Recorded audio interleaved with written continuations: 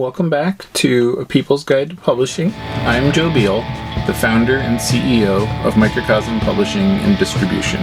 I'm also the author of A People's Guide to Publishing, which distills what I've learned from selling millions of books over the past 25 years. I'm Ellie Blue. I'm the editorial and marketing director here at Microcosm. We are an independent mid-list publisher based in Portland, Oregon. We have 14 employees, over 650 titles in print with 20 to 40 new books per year, and we distribute thousands of titles from other publishers. We started this podcast so that we can share what we've learned with newer publishers so that you can learn from our mistakes. Or maybe you just want to understand the publishing industry. This week, we are going to talk about our publishing influences. What are your publishing influences? I feel like everybody's publishing influences are sort of their lived experiences, like particularly their childhood and upbringing experiences, and then sort of their formative reading experiences, and, the things that stuck out as notable to them variously throughout their lives. But also, I would say also adding to that, like the things that are important to their communities previously and now are going to affect both what you publish and how you go about it. Yeah, but I would say those things are incredibly tied together as virtually the same thing.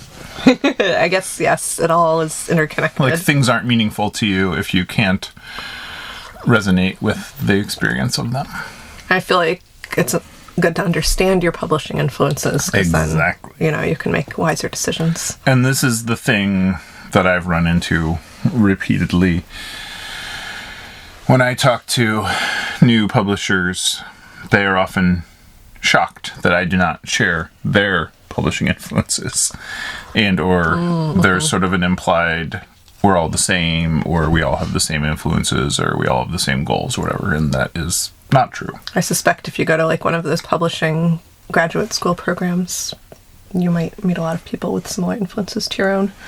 That's true. Well, yeah, and I, when I speak at the PSU graduate program normally every year, not so much in 2020, but they have explicitly said that they bring me there because most of the students are conceiving of fiction when they join the program, consider working in publishing, think about books in general, and then so it really floods everything that they think about writing. But also when I was a kid growing up in the New York City area, I thought about going and working in New York in publishing. That was kind of my dream for a while when I was 20.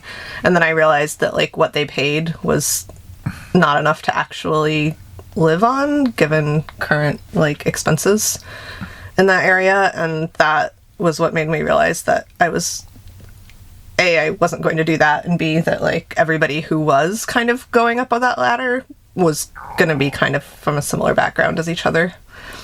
Right. Oh, yeah, that's a good way to think about it, right? The people that can, take that risk without quite so much risk, are often going to be cut of the same cloth. Yeah. Right. That is a good way to put it. And, I never even, thought about that as a job, ironically enough. Because it was, to me, my influences were more, thinking about resources that were lacking and thinking about ways of making information interesting and ways about, just kind of living life so people weren't quite so astroturf, static culture, and so I was never really thinking about it from the frame of it has to be books. I was thinking about it from the frame of this is a very effective way to communicate this. Mm-hmm. You were one of my publishing influences. Oh, damn. You heard it here first. I'll never say it again. I was not aware of this, but I guess we had many conversations in your publishing infancy, so that does follow. I knew about publishing zines and all of that, but my main goal, I guess, was to build a community and reach and strengthen a community that I was part of, but I knew how to make a zine, but I didn't really know how to do business, or I didn't know really anything about offset printing versus Xeroxing, and yeah, we had many, many, many long conversations, and I watched what you did, and so there you go. So be smart enough to observe. Mm-hmm. But so and find a really good mentor. But what were your influences, though? I guess, yeah, like, why did I choose the route that I took instead of being like, I'm going to get a book deal with Penguin Random House? Or do nothing, or work at an insurance company, you know? I mean, like, it's not, I mean, I guess maybe, like, in this context, it's implied that this is what you would do, but it's not implied this is what you would do. No, it's true. And I feel like so many of us, my troubled youth gets a lot of credit. I was a high school dropout. I had a lot of time on my hands, and I didn't have a lot of friends, so I spent most of my time reading. And I've read a lot of things pretty indiscriminately, and the things that I gravitated towards were sort of like counterculture influences from the 60s. It was the 90s, so when I discovered zines, I was really influenced by that idea that like anyone could publish anything, and then you could just like mail it to all these people that you knew or didn't know. That was like hugely enlightening for me. And like just seeing the scope of things that were just completely uncensored. That's kind of more of a weasel word now than it was then. Yeah, nowadays uncensored means like starkly conservative. I mean, I guess honestly, I was inspired by seeing that you could write something bad and find an audience. I know, I like that about it too, honestly. I mean, as much as that's sort of the fascinating thing to me about, you know, just to read these books churned out by major houses and they're bad. Mm-hmm. And you know, and it always struck me so much as, you know, nowadays, like, that's the popular conversation where you're like, oh, all these books from, you know, like, self-publishing houses are bad. And you're like, all these, you know, and then when we were kids, it was like, all these zines are really bad. But, you know, the reality is, like, you know, so many books from major houses are far worse. I know. And I mean, like, when I say bad, I don't mean, like, shouldn't exist. I mean, like, doesn't meet the standards that... Like, I was raised to be like, oh, literature is so valuable, you know, and like reading things that were like not written that way and had that power. That was time and effort. Like, we're not put into many, many things.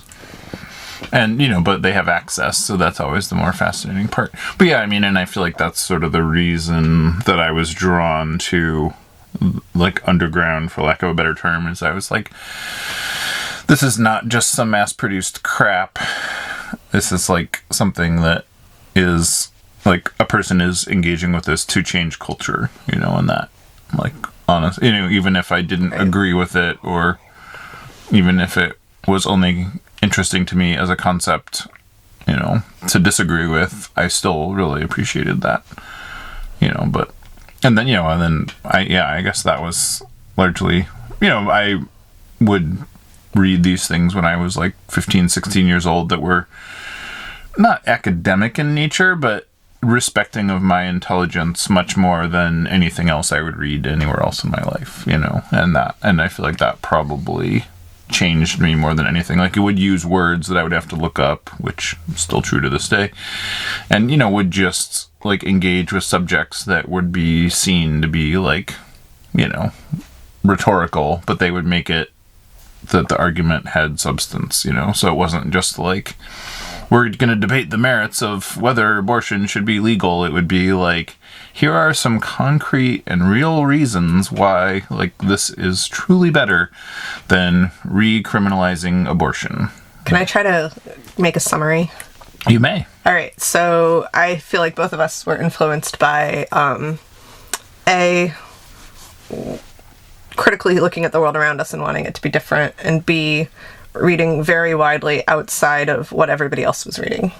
Yeah, I'd say that's probably true. And then that, like, just shows you all the things that don't yet exist and could exist, you know? And that totally affects what we publish now. Like, I feel like other publishers sometimes look at what we publish and they're like, where do you get the idea to do this?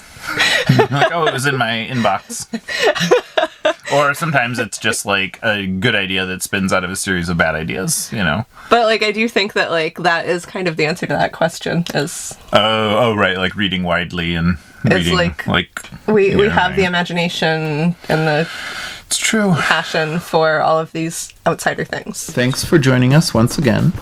please send your questions to podcast@microcosmpublishing.com so we can answer them on future episodes. And please give us 5 stars on iTunes and everywhere else that podcasts are reviewed. You can find us on the internet at microcosm.pub, On Twitter at Microcosm, on Facebook at Microcosm Publishing, on Instagram at Microcosm_pub. and here in Portland, Oregon on North Williams Avenue. Thank you so much. Have a wonderful week.